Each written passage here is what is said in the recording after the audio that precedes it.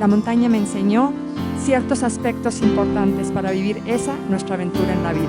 La adaptación, la voluntad, explorar, conocimiento de la naturaleza, la transformación, la unidad